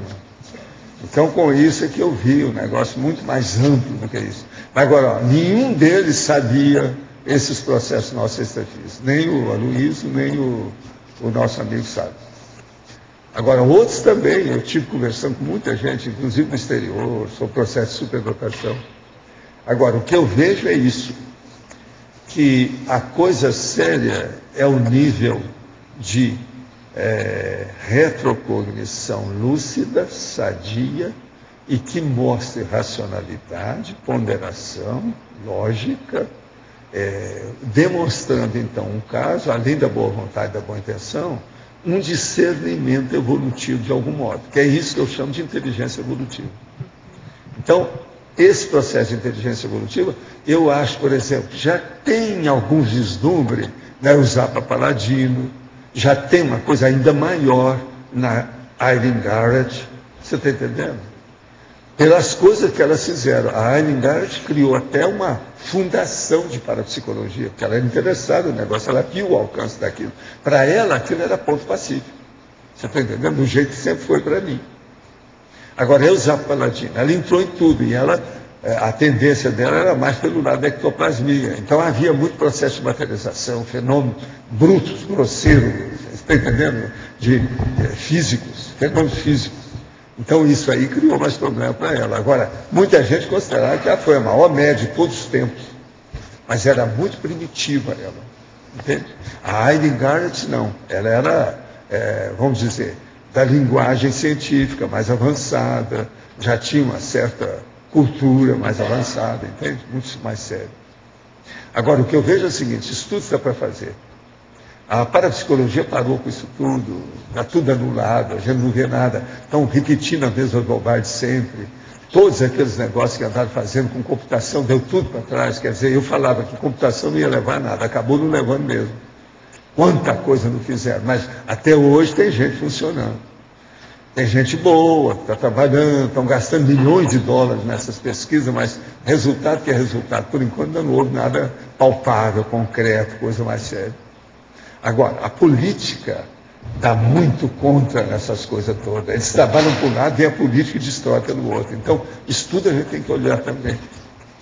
Que há muito combate disso. Eles não querem que essas coisas caminhem, porque se caminhar, tem que mudar tudo. É aquilo que eles falam, que o Sam Harris está falando, essa coisa toda, que o outro chegou, falou a mesma coisa. Porque a hora, se eles forem aceitar metade do que eu falo aqui, o mundo vai reverter tudo, vai ser uma bagunça. Como é que fica? Religião vai por água abaixo, ciência vai por água abaixo. Todos os critérios básicos desses princípios, eles vão ser anulados. Anulado que eu estou falando, quer dizer, não vão ser destruídos, mas, por exemplo, vão ficar secundários, não interessa mais. Tem coisa muito mais importante além disso. A própria ciência é assim. Então, agora, é por aí. Comece a estudar por aí. Vamos ver o que vai sair em matéria de psiquiatria com a neurociência. Agora que estão estudando muito esse processo dos aparelhos, da neurociência, pode ser que aí vai trazer alguma luz no fim desse túnel aí. Teve aquele colega que veio aqui, eu acho que tem uns 3, 4 anos, não sei se você lembra, aquele psiquiatra. Sim. Ele que tem trabalhado um pouco mais no Brasil com essas questões, né? É. Mas ainda tem muita questão do processo religioso. E isso eles não estão abrindo mão ainda. Sabe, é muito difícil quando a pessoa entra na academia, porque segue o vácuo da questão lá e não pode sair. Depois vem a biografia da pessoa, fica defendendo a biografia, não sai mais disso, então é mais um anulado. O que a gente vê é o seguinte, milhões de pessoas anuladas. Tudo anulado, não tem jeito. Então é muito difícil a pessoa levantar e abrir a boca, inchar o peito e falar as verdades. Isso aí é muito difícil. Todo mundo abaixa o facho, se ajoelha. Na igreja se ajoelha. Na academia, na universidade, eles abaixam a cabeça. Então, é um tal de presépio de Natal. Você está entendendo? Tudo vaca de presépio. É muita gente com vaca de presépio. É o rei que chegou e fica abençoando lá os negócios todos, tal. O outro que se ajoelhou e por aí vai. Valdo, você estava começando a questão da epilepsia, né? Que é provocada por assédio. Você chegou a estudar qual porcentagem dos casos de epilepsia tem essa origem? O assediador ali? Não? Agora, o que eu vi é o seguinte, os grandes casos gramal da epilepsia, com processinho de convulsivante, tônica e clônica do corpo inteiro, não é a Jackson, nenhuma dessas não, nem equivalentes quaisquer. Eu estou falando a grande. Essa, a maioria tem assédio. Eu procurava estudar isso um por um. Eu cheguei a viajar para estudar o caso de epilepsia fora. De tudo quanto é jeito de você pensar. Agora, o que eu aprendi mais foi trazendo a pessoa que tinha dessomado com a epilepsia para você melhorar a situação. Então eu começava a sentir a aura da pessoa. Então eu senti nesse corpo aqui a aura de uma dúzia de epilépticos. Você está entendendo? Então eu sei bem como é que é isso. Agora, eu fiquei só pensando que eu passei muito perto de ser epiléptico também. Porque meu irmão não aguentou, mas eu tirei um fino. Eu tangenciei o processo. Agora, ó, vou falar para você uma das coisas piores que tem. Eu entendo o processo da baratosfera por causa disso. A hora que entrava, que você sentia determinados casos, da aura que o cara vai sentir a crise da epilepsia, porque o cara chegou, ele então entrava dentro daquele estigma que ficou há 3, 4, 5, 10 séculos aí para trás. Ele matou uma pessoa, por exemplo. Então, aquilo vem e ele quer colocar aquela memória dentro da vida e ele não consegue. Aquilo não tem espaço para colocar. E então ele fica sem jeito de pensar. É como se o pensamento dele não tivesse lugar no cosmos. Você está entendendo? É um absurdo de angústia que a pessoa sente. Para mim, isso é uma das piores coisas que tem na baratosfera. Eu não sei se você entendeu o que quer dizer. É a angústia de você sentir uma coisa que não tem cabimento, não há onde colocar. Aquilo não é seu, não é de ninguém, como é que é? Onde você põe? Não tem jeito. E outra coisa, a sensação não é de terror, não é de nada disso, não. É uma amargura. É por isso que estava falando lá, o que o nosso amigo colocou na entrada. Esqueça tudo que você tem, quando você entrar aqui e tal, o inferno. Você está entendendo? Em parte, para mim, o problema é esse. Agora, os epiléticos, dentro de certos tipos de crise, eles sentem justamente isso. Exatinho do jeito que eu estou te falando. No dia 28, professor, quando nós atendemos aquele grupo de evangélicos da Igreja Batista, o pastor que trouxe esse grupo confidenciou para o Ricardo, nós estávamos no meio, entre 5 pessoas, hoje eu me sinto humilhado aqui. Isso foi a palavra do pastor da Igreja humilhado Batista. Por quê? Não, porque devido ao senhor comentou da ideia, e quando as ideias da igreja, monoteísmo, verdade absoluta, e quando nós falamos para ele do princípio da descrença, que não existe verdade absoluta, aí vamos, no trajeto, estou humilhado hoje aqui, por causa da ideia absoluta. Sim, mas às vezes esse negócio de estar humilhado, ele está se sentindo até revoltado com isso, por causa da humilhação. Você vê o nível que deu. Entende como é que é? Agora veja, eu passei 28 anos no movimento espírita. Os últimos anos eu estava na liderança do processo todo no Brasil, até no exterior. A gente viu tudo que você pensar nesse sentido. Eu acho que esse povo todo não tem jeito. A maioria sabe muito bem o que é o certo e o que é errado, mas querem permanecer no meio termo. Então esse negócio é deixar para lá, não tem saída. São os fanáticos religiosos. Obrigado. Agora, pastor, não se pode brincar com isso. O que tem de pastor fazendo besteira por aí não está no gibi. Todo dia a gente atende gente lá embaixo que sofreu alguma coisa com algum pastor. Aqui que eu estou falando, no Paraná mesmo. Então, esse negócio de pastor, você sabe que o pastor dessas igrejas, dessas seitas evangélicas, ele não tem o mesmo pedigree, didático, de informação que a igreja dá para os sacerdotes. Então, você já viu, tem gente de todo tipo. E outra coisa, não há um estudo do gabarito da pessoa para formar uma biografia, um currículo adequado para ser pastor. Eles colocam todo mundo como pastor. Você está vendo essa igreja redentora e não sei o que é, aquele casal roubando de tudo quanto é jeito, até fora do Brasil, quer dizer, uma vergonha esse negócio. Pastor é um perigo. Pastor, o cara vem me perguntar, o que você acha de pastor? Eu falo, ó, pastor na minha terra, ultimamente, são aqueles que dirigem as ovelhas da baratosfera. E eles vieram diretamente de lá. Que eu trouxe tudo transmalhado e fora do esquadro. É muita gente assim. O negócio é seríssimo. Agora, a pior coisa que tem é dentre eles que tem os maiores fanáticos religiosos no Brasil atualmente, está dentro deles. Estarei aí no dia 17 de maio. Gostaria de saber se haverá um curso de verdade, de verbete nesse período, pois fui incumbido pelo senhor para escrever um verbete, e o meu desejo é sobre Dessoma e seus desafios e desafios para consciência preparada para a perda do ser querido. Gostou das mangas que mandei? Gostei. E do biju também. Ele mandou um biju que tem, parece que é coco no meio. Mas é uma delícia. Você sabe o que é biju, não sabe? De mandioca. Agora, o dele é como se fosse umas cobertinhas muito bem feitas. É o Orlando. É o Orlando. É tapioca, pois é. Mas é o Orlando que mandou. Agora, o caso é o seguinte, dia 17 vai ter alguma coisa, 17 de maio. Como é que está a verbetografia, Rosa? A verbetografia em maio, como é que está? Está ocorrendo o curso extensivo. O intensivo a gente não está programado para essa época, não.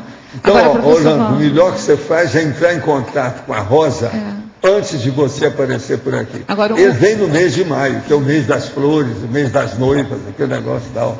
Vamos ver o que é que Agora vai a gente dar. tem um projeto. Ele já marcou 17 de maio. A gente está vendo Deve também ser por causa de online. avião, né? A gente está preparando já o online, totalmente online, para ver se isso Valdo, você podia aprofundar, por favor, quando você falou da memória contínua, desenvolvendo o parapsiquismo, parece que foi na fase da infância isso, mas como é que acontece isso? Depois, se a pessoa não tem infância, não tem memória contínua. Se ela conseguir a memória na infância, ela segue com mais. Eu, por exemplo, ainda não tenho essa memória contínua de profissional. Eu já tenho de amador. De amador, a maior prova que eu tenho são todas essas vertons que nós estamos falando aqui na Conscienciologia e as 8.000 páginas da enciclopédia. Mas como ela desenvolve o parapsiquismo, aprofundar nisso? Você tinha falado que a memória contínua... Se a pessoa consegue isso, presta atenção, Arlindo, se ela consegue ter uma memória contínua na fase infantil, acabou. Ela engole o resto. Mas aí... O problema maior é o restringimento intrafísico na fase infantil. É a criancice, a meninice. É a parte da puericultura. O processo mais difícil que tem. Agora, se a pessoa superar isso, acabou. Agora, mesmo que seja do tapa assim, quebrando a cabeça, já é uma grande coisa. Com você não aconteceu isso? Não, você veja bem, eu nunca precisei de sessão de desobsessão, nunca precisei de estar tomando passe sem parar, nunca precisei de nada disso, sessão, nada disso. Nunca precisei de psiquiatra. Mas eu trabalhei com vários psiquiatras, tudo como praticamente assistente monitor de psiquiatria. Então, como é que fica? Então, mas eu queria entender, porque a memória contínua desenvolve o parapsiquismo, mas a pessoa já tem que ter um potencial parapsíquico também. Mas é que todo mundo, quando chega no nível desse, já tem, né? Porque todo mundo é médio, todo mundo é sensitivo. Eu queria entender, a memória contínua já é um indício que... A coisa séria é a memória contínua. Agora, como eu estou falando aqui, dessas coisas mais sérias aqui, vamos olhar o que é que eu estou falando aqui, nessa questão, no fim. A memória contínua, ou mesmo na condição menos nacunada, que é o meu caso, acaba potencializando o desenvolvimento do autoparapsiquismo da criança durante o crescimento somático, biológico, e até na fase adulta. É o que tem acontecido comigo e alguns que eu conheço. Agora que parece que eu entendi, que a memória contínua já indica que é o parapsiquismo, ela já é um indicador. O parapsiquismo ele entra aí de móveis, né? Igualzinho à retrocognição. Porque a memória contínua, dentro dela, tem a retrocognição. Presta atenção. Agora, essa retrocognição que nós falamos é a braba. Primeiro, a mais séria delas, que é a retrocognição da intermissão. Segundo, a que é a menos difícil, que é a de vidas prévias. Agora, por exemplo, uma vida remota, às vezes é fácil. Agora, uma vida recente é mais difícil.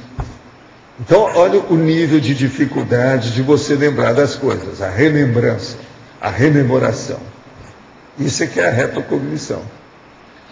Agora, o que eu vejo é isso. O que eu quero chamar a atenção disso aqui, dentro do processo da holomemoriologia, é a pessoa dar valor para o que ela tem em matéria holomnemônica.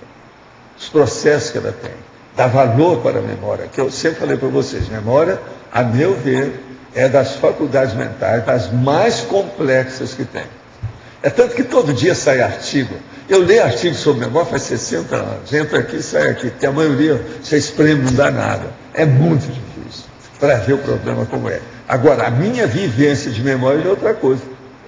Eu sei aonde que é que eu tive muitos erros, aonde é que eu interpretei mal, aonde é que eu interpretei certo, o que é que eu aprendi, o que é que eu deixei passar. Tudo isso eu vejo. Agora, que isso aqui é sério, isso que eu estou falando aqui, dentro desse argumento, quais são os pontos mais sérios dessa história? Primeiro, o processo dela ser prolongada, ininterrupta. Agora, depois, o problema da diferença entre a criança e o idoso. Agora, pensa bem, eu hoje sou idoso e eu fui essa criança. Então, a gente precisava agora de ver tudo quanto é idoso que chegou nessa condição minha, para a gente estudar. Essa com assim cobaia que seria bom procurar. Agora, você veja bem o problema dentro disso. Vem aí a autorretrocognição, que traz uma série disso que você está procurando, que é o parapsiquismo. Tudo aí dentro. Agora, uma coisa seríssima, é a maturidade biológica, mental da criança. Essa conjugação de fatores é que traz um fenômeno grande, bravo, sério da história. A conjugação dos fatores. E é justamente isso que eu quero fazer, que é a conjugação intraconsciencial desses trafores, que eu chamo de paraconvergência interconsciencial. Agora, vocês vão ver que desses 22 que eu coloquei, a maioria tem parapsiquismo no meio.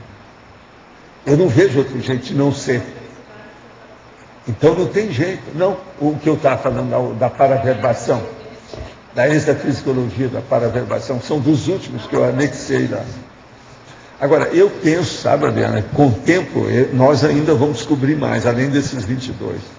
Que seja assim, que seja acessível, lógico, racional, que esteja dentro desse padrão que nós estamos colocando lá.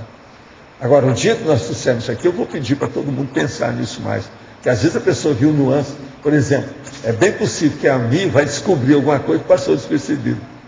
Você está entendendo? A Kátia, todos vocês aí, a Rosa, entende? Vamos ver como é que fica isso. Agora, a Mi, eu estou falando, devido ao processo dela de poliglotismo.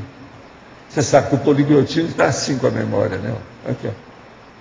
Agora, ela é uma boboca, porque ela ainda não descobriu isso assim para valer. Para valer mesmo, você ainda não descobriu isso, né? Olha lá. Com a capacidade que ela tem, você pensa bem. Agora, precisava de fazer uma perfuração dessas de petróleo lá, de prospecção da Petrobras, na cabeça dela, para ver o processo da memória, da infância, aqueles álbuns de família lá, aquele negócio todo, para ver como é que você funcionou ali dentro. Que aí deve ter algum processo de memória. A tendência do poliglota é ter uma expansão mnemônica.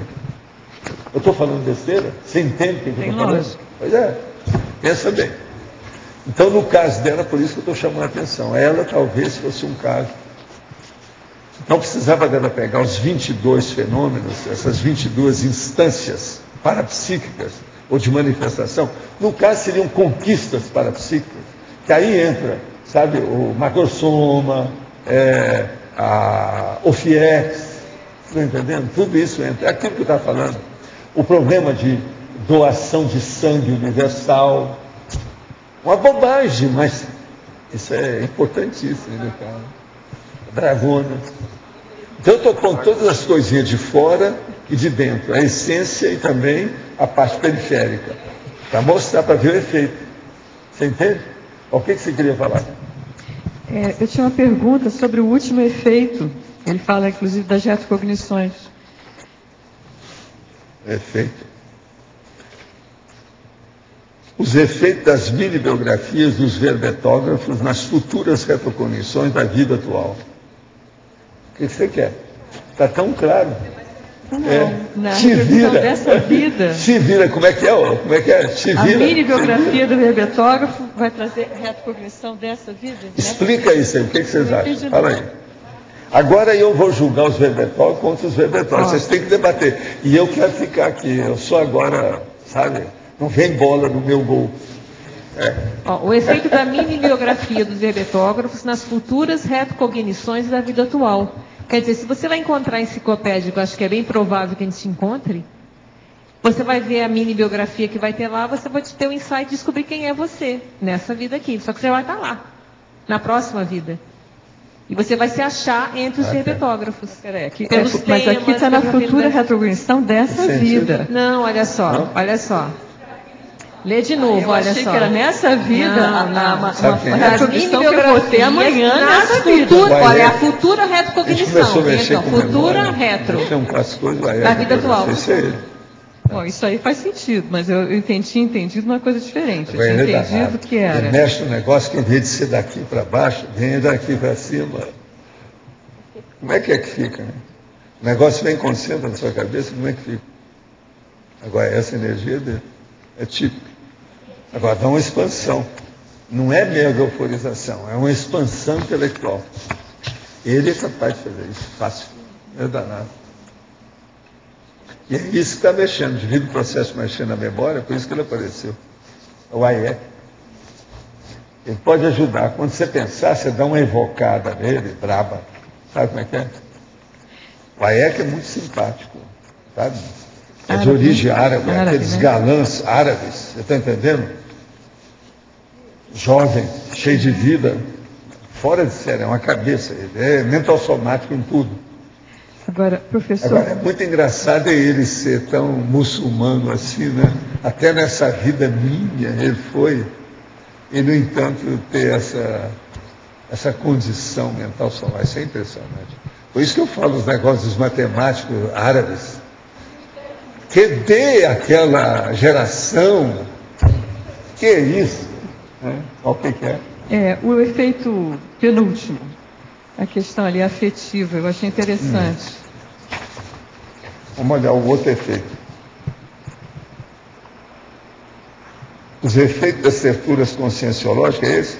Online gratuitas na integração informativa, cognitiva e afetiva da CCCI.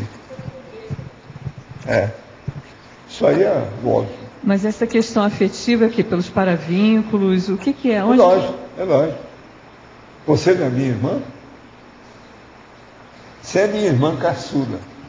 E outra coisa, já tem gente caçula que é mais baixa, né? Eu sou caçula mesmo, na minha família. Então o processo é esse, tudo é um processo afetivo. Mas isso, a apresentação desse verbete, o verbetógrafo, quando apresenta o verbete, traz à tona esses laços afetivos, é isso? Não, o processo de nós trabalharmos numa tertúlia, só esse debate que tem, se ele é diário, do jeito que eu faço, faz uma integração dos processos holossomáticos de todo mundo. Vai jogando do mental soma até o soma, tudo pega.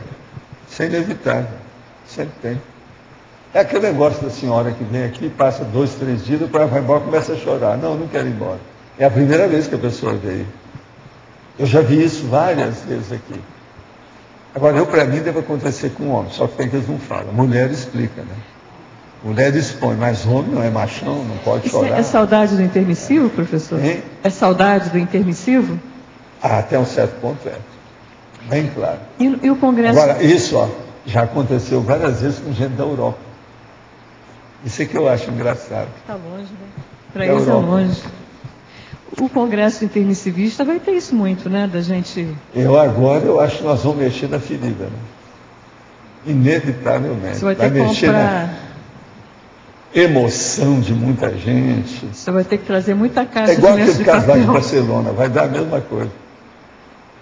Entende? No material, ganhar pastinha e uma caixinha de lenço de papel, né? Sabe de dar, né? Mas fala. No caso da dúvida da Mia, a última frase da efeitologia, os efeitos das mini-biografias dos verbetógrafos nas futuras retrocognições da vida atual. Sim.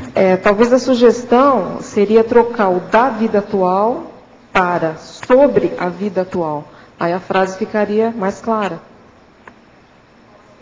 Pode ser. Em homenagem a você, a gente faz isso. Tá certo? Isso é fácil. Vamos em frente. Você entendeu. O que você quer? Aqui no polinômio, o segundo polinômio. Sim. O segundo polinômio. O polinômio postura, olhar, voz, gesto, sendo instrumento fortalecedor das argumentações. É estrionologia. Sim. O que você quer? Era só que porque... você quer? Eu imaginei que isso vinha. Era só porque, como o foco aqui é a escrita, nesse ponto, nesse aspecto aqui, o senhor está querendo se referir à parte de debate, interação, o processo de debate é muito mas não da escrita em si. O estrionismo. Um sorriso, às vezes, já desconcerta uma refutação. O cara está querendo fazer uma refutação, aí a dona dá um sorriso para ele. Já amortece. Pronto. Já ele perde o caminho de casa e some debaixo da cadeira. Agora, mais uma coisinha, professora. Você mencionou agora há pouco, deixa eu anotar, eu anotei a pergunta, era sobre o aspecto da consciência. O senhor trouxe o fato de que, às vezes, acontece de se fazer uma limpeza em termos de consciência extrafísica e a pessoa fica 2 meses bem ou melhora. Foi esse o ponto que o senhor trouxe. Porque depois vem de novo, ela atrai, ela faz evocação, tudo recomeça. Essa que era a minha pergunta. Ela às vezes não consegue fixar. Não consegue manter. O jeito de manter é troca pensênica mesmo, não tem jeito. Esse que é o meu ponto. É possível a gente pensar, se isso já é pensado, e eu que não caiu a ficha ainda, na Seriex, cada choque da ressoma faz parte de de um exercício para que a parafisiologia do mental soma e da aula memória comece a fixar e perder esse gap de memória e começar a ter ela mais contínua? Eu, por exemplo, a minha situação, eu acho que daqui para frente eu vou ter mais continuidade no meu processo. Mas isso é fruto dessa... Agora, por isso que eu mexo com a lexicologia, por isso que eu sempre tive centenas de dicionários para trabalhar. Entende? Isso é uma coisa muito séria. Por exemplo, uma das coisas que eu achei que me surpreendeu foi quando eles viram o processo do Aurélio, quanto dicionário eu tinha deixado. Eram 500 dicionários. Isso não é nada. Eu, naquela ocasião, já tinha muito mais do que isso. Eu, isolado. Fora muitos que depois eu dei, etc., que nem trouxe para cá no fim. Eu sempre tive muito mais do que isso. Eu sempre tinha mais de 1.200, 1.500 dicionários, tudo quanto é ativo. Então eu acho isso, eu não entendo. Agora, então, a gente vê o seguinte, a minha explicação que eu tive depois, fui examinar com calma, é o seguinte, é porque a pessoa fica muito, no caso dele, ele estava fazendo um dicionário da língua portuguesa, dicionário de sinônimos. Então, ele ficou muito específico, só dentro aqui do processo da língua portuguesa e dentro da sinonimologia. Aí eu pude entender o assunto. Foi um jeito de salvaguardar a memória dele. Porque senão eu achava muito estranho isso.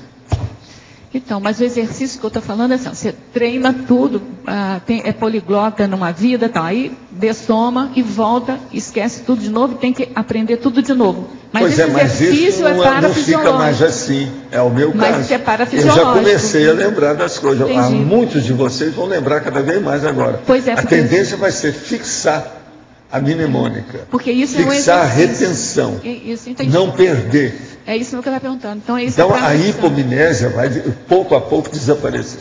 Então, essa lógica da Seriex tem essa lógica. Por isso que eu falo, um serenão não esquece nada, ele sabe tudo. A memória dele já está fixada. Né? Agora, eu vejo, por exemplo, o transmentor tem essa fixação. Então, a tendência nossa seria o seguinte, evoluir é ampliar as retenções. Quanto mais retenção, seja o bloco ou a massa de retenção que a pessoa tem, mais evoluída ela é. Porque é um exercício. Porque ela grava aquilo. Aquilo funciona com ela. É a inteligência evolutiva pura. Porque é um paralelo. Aqui a gente fica fazendo exercício de memória para lembrar o que aconteceu agora. Mas a parafisiologia deve fazer isso para outra vida. Né? Agora, olha. Pensa bem como é que os religiosos perdem tempo. Com isso, né? Como eles perdem tempo, deviam estar estudando isso tudo. Está tudo jogando fora. Quanta coisa desafiando a gente para aprender, para estudar, para investigar, para pesquisar, para fazer abordagem, nada.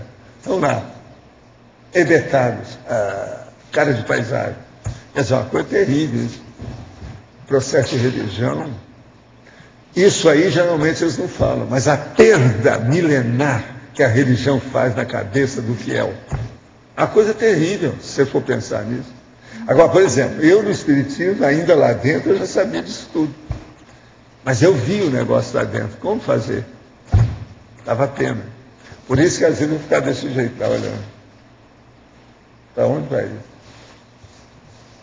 Agora veja, são pessoas boas. Muita gente lá dentro, tudo bem, as melhores pessoas que haviam dentro da comunidade e tal. Então, até certo ponto, a falta do desenvolvimento do parapsiquismo e a falta das retrocognições também é uma perda na CERIEX. Total, né? mas isso é porque total. Ela não faz esse absoluta, exercício de ficar que é perda absoluta das perdas maiores. Porque não faz esse exercício. É o que vale mais, a pessoa está jogando fora. Entendeu como é que é? Entendi. Agora aqui, o senhor conheceu pessoalmente Francisco Valdomiro Lawrence? Não. Ele falava 72 línguas com seu respectivo dialeto. Ele era superdotado, bola, sem dúvida. E eu sei da história porque eu conheci gente que conheceu muito o Lawrence. Mas pessoalmente eu não conhecia ele, não. Agora, ele era superdotado, alto nível. Agora, bem específico dentro do processo dele. O problema dele era mais mnemônico, mais nada. Minha pergunta tem relação com a cabeçada. Como fica a cabeçada em relação à natação? As pessoas que nadam entram à piscina de cabeça. O impacto é o mesmo que a cabeçada de futebol? Depende. Depende da condição da pessoa, como é que é o jeito dela dar, sabe, o mergulho, tem uma opção de coisa nisso. Agora, nunca chega igual a uma cabeçada que os dois jogadores batem a cabeça na outra assim. Ó. Faz até barulho a hora que bate. Já pensaram? Agora, a bola é outra coisa, não estou falando ali a cabeça. Cabeça de futebol, de jogador de futebol, deve ser das mais duras que tem. Porque ele usa o pé. Pensa bem como é que é. Então a cabeça deve ser muito dura. Participo de uma reunião mediúnica em Belo Horizonte, do bairro da Pampulha, cujo médium incorpora uma consciência e trata até e cura enfermos. O palestrante conhece o senhor pessoalmente. Agora temos outro médium, porque o anterior, Jorge Perutis, faleceu. As consciências não são da Terra. Diz que possui um trabalho entre nós para auxiliar a reorganização do Brasil. O senhor acha que a reorganização do Brasil levará décadas ou séculos? Olha, isso vai longe. A reorganização é da Terra. Isso aí vai para os próximos milênios. Apesar da genética ser uma das responsáveis pela esquizofrenia, qual a responsabilidade da consciência? E o ganho evolutivo? Não, sempre tem assédio atrás disso. Uma pessoa não chega numa condição dessa se ela não arranjou as companhias para ter a genética patológica adequada para a esquizofrenia. Então a pessoa tem sempre relação com isso. Desde que me conheço por gente, faço assistência aos outros. Contudo, pela primeira vez sinto muito cansaço do processo de assistir dos outros. Pois na minha família, minhas irmãs, minha mãe e outros parentes seguidamente se envolvem em fofocas. Não que elas sejam pessoas ruins, é mais ignorância mesmo. Até hoje não entendo por que elas conseguem perder tempo com isso. Me sinto um estranho na minha família. Tenho que estar sempre consertando o estrago que elas fazem com as fofocas. Atualmente estou muito cansado com isso. Não é apenas da família nuclear que conserta as coisas, mas também fora dela. Contudo, com uma disposição para isso, com uma maior disposição para isso. O que o senhor acha disso? Por que esse cansaço atualmente? Deve ser porque a turma dos assédios está começando a pegar você. Você está enfraquecendo, eles estão montando aí a canga no seu pescoço. Abra o olho com isso. Agora, ó, por que você não pega essa turma da sua família e sai um pouco, faz uma viagem? As viagens hoje estão mais baratas. Tem muito avião por aí, desde que a pessoa tem paciência de ficar no aeroporto. Então, o que é que se passa? Vale a pena fazer algumas viagens para ver as novidades que tem. Isso aí, às vezes, vai melhorar a fofoca da pessoa. Agora, ó, viajando, dá um jeito de fazer com que as suas parentes aí todas comecem a ler, a estudar. Então, por exemplo, pega um laptop, dá para cada uma, ensina a funcionar, para ela começar a mexer com o mental soma. Isso vai acabar com a fofoca. Tem uma pessoa que faz uns 2 anos que esteve aqui só para acabar com a fofoca, que tinha um caso desse na família. Eu dei a dica de pegar o laptop, para todo mundo começar a estudar, ver o que a pessoa quer. Então eu falei assim, por exemplo, você vai ver que tem aquela sua irmã, que é a fofoqueira maior, que ela é doida com moda. Então você vai colocar no laptop os processos de moda das coisas mais avançadas que tem, e como é que ela pode entrar nisso. Aí ela vai melhorar o processo, porque fofoca e moda, vocês sabem que vive assim, né? É uma coisa bem normal, né? Fofocagem. Então, outra coisa. Tem outras personalidades que, de acordo com aquela tendência, a pessoa arranja o que ela vai fazer com o laptop. Isso tudo ajuda. E outra coisa, ela pensar em ajudar os outros. e esquecer de pensar mal dos outros. Porque quem fofoca o tempo todo, faz fofocagem, está pensando mal de alguém. Quase sempre é assim. No mínimo tem humor daquele super escuro de luas, de noite sem lua. Então, estudo é um negócio. E outra coisa, Schadenfreude, né? Quase sempre tem Schadenfreude na história. Então, como é que... Professor, o senhor falou anteriormente a respeito de parapsiquismo. Se eu entendi, é o problema do mau uso numa vida, que isso pode bater pino na próxima, né? O senhor pode falar disso, como é que funciona e como é o período intermissivo dessas pessoas que vão ter parapsiquismo destrambelhado, assim, depois do choque da ressoma? Não, período, quando tem processo do choque, quase sempre o assédio continua e a pessoa vira uma vítima de mega assediador em cima dela, né? Que eles põem a canga em cima do processo, que a pessoa tem culpa. Então aí é um problema. Se ela não quer renovar, não quer nada, ela fica como vítima da situação aí, uma boa temporada. É a baratosfera. E essa pessoa tinha um parapsiquismo, vamos supor, na vida anterior. Ela tinha um parapsiquismo e isso bateu pino pelo mau uso, é isso? Às vezes desviou, não fez nada com aquilo, deu tudo para trás. Mas veja, uma pessoa não tem parapsiquismo grande assim, que avança numa vida só. Aquilo vem de 10, 15, 20, 50 vidas. Você já pensou o Cro-Magnon, que já era sensitivo? Ele estava andando e falou, opa, ali tem um dinossauro. Não, vou passar para cá. Tudo isso existe. Tudo isso existe. Essas coisas existem. Então, o parapsiquismo vem da antiguidade. O negócio é muito antigo. Então, as pitonisas são muito antes do oráculo de Delfos. Vamos pensar nisso. E essa pessoa que sofre muito, assim, na vida intrafísica, o período intermissivo, a gente sabe que não deve ter sido dos melhores, mas como é que funcionou sem o corpo humano? Com esse Se ela tem culpa no cartório e ela não quer renovar, a tendência dela é piorar tudo, seja nessa dimensão ou em qualquer outra. Enquanto ela não tentar mudar, não é agradável, a vida dela não é agradável. Não quero ser uma pulga nas costas dela. Você está entendendo? Não é agradável. O ambiente, o holopensene dela não é dos melhores. Pense nisso. Professor. Agora, ontem, a hora que nós estávamos lá com o nosso Marcelo da Luz, que eles estavam falando junto com o nosso chefão aí da televisão, entende? Eu não sei se ele vai estar aí, hein? O Marcelo está aí, mas um chefão também da televisão. Agora, o Tom não está não, né? Hoje eu tive com o Tom a manhã toda. Mas o caso é o seguinte, eu olhava assim, estava tudo branco em torno de vocês, que era de Mené. Aí, quando eu vi, falei assim, bora, cadê o chefe? Aí ele apareceu para mim, apareceu sorrindo. Agora, o melhor da história, ele é muito inteligente, muito vivo e procura ser atualizado. Esse que foi o cardeal. Ele virou para mim, estava lá perto do Marcelo e fez assim.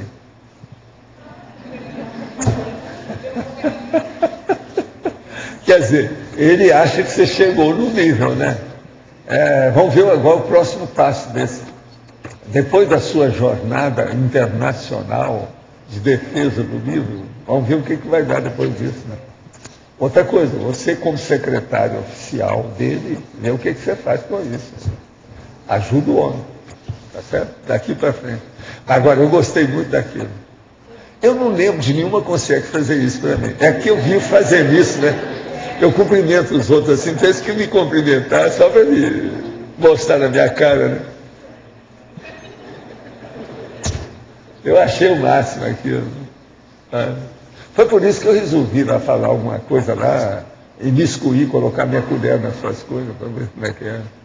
Estava fora de série, um ambiente muito bom. E outra coisa, quantas pessoas tinham lá? Alguém sabe?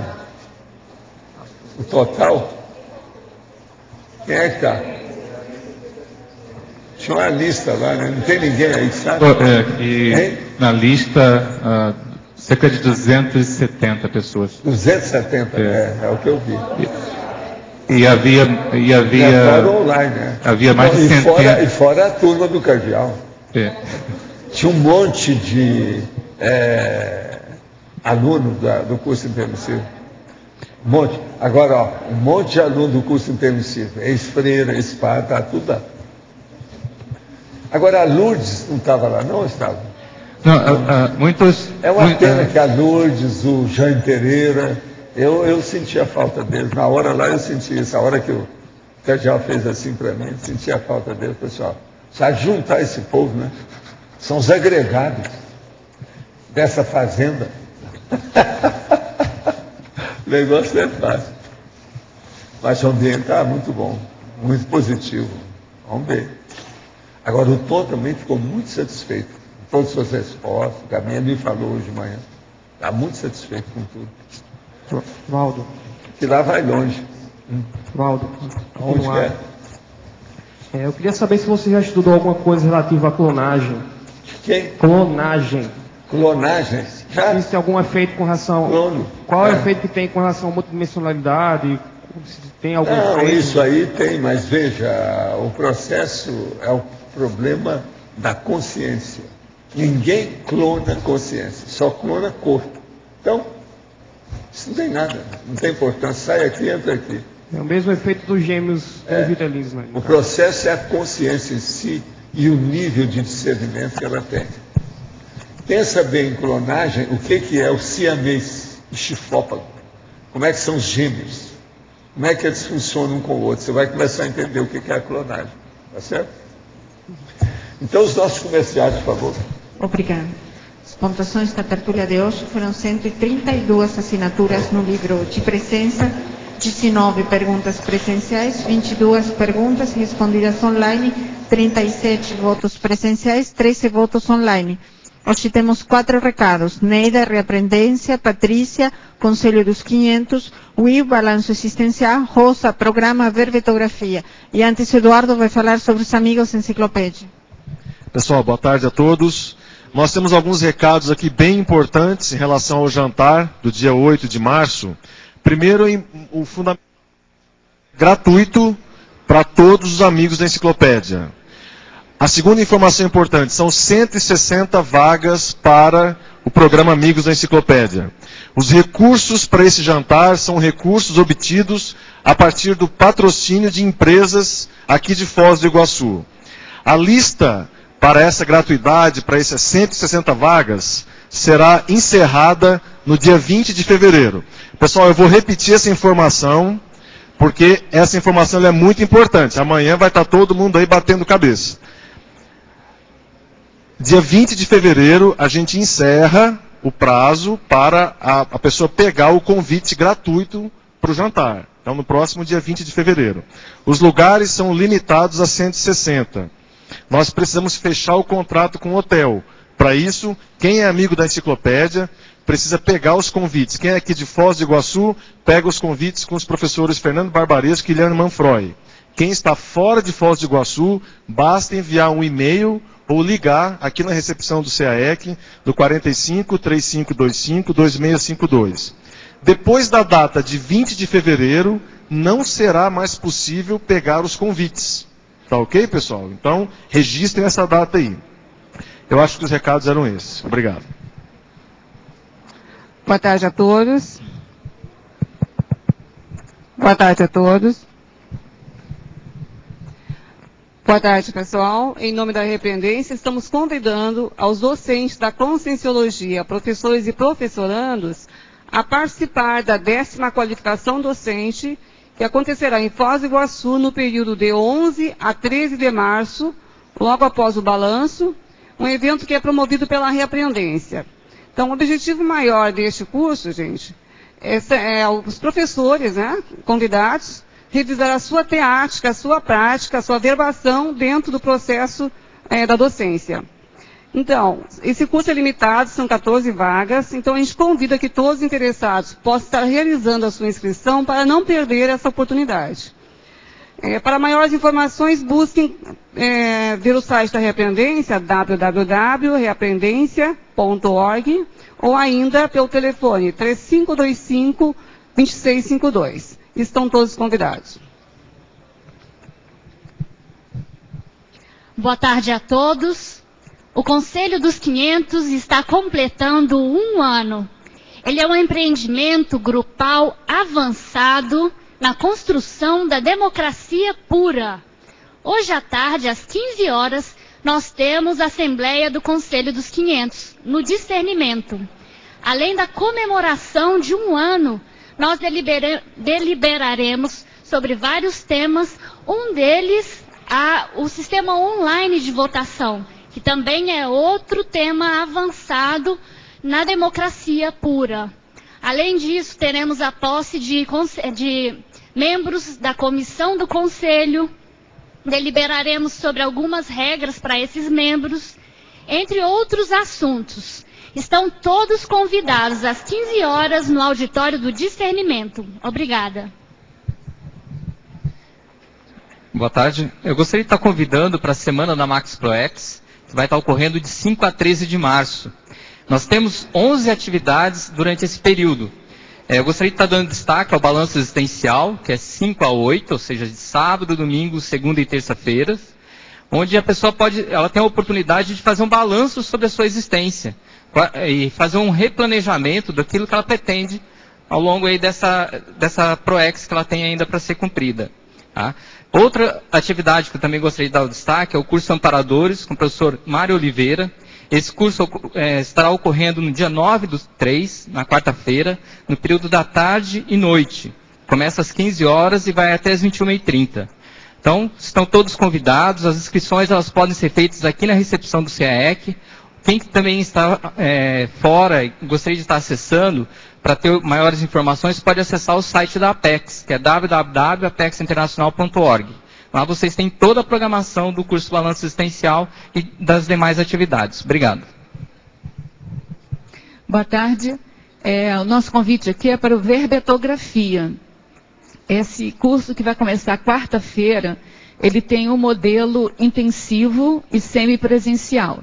As aulas online já ocorreram, mas elas estão livres de acesso na página do Verbetógrafo, na primeira página ali da página do site da Tertúlia.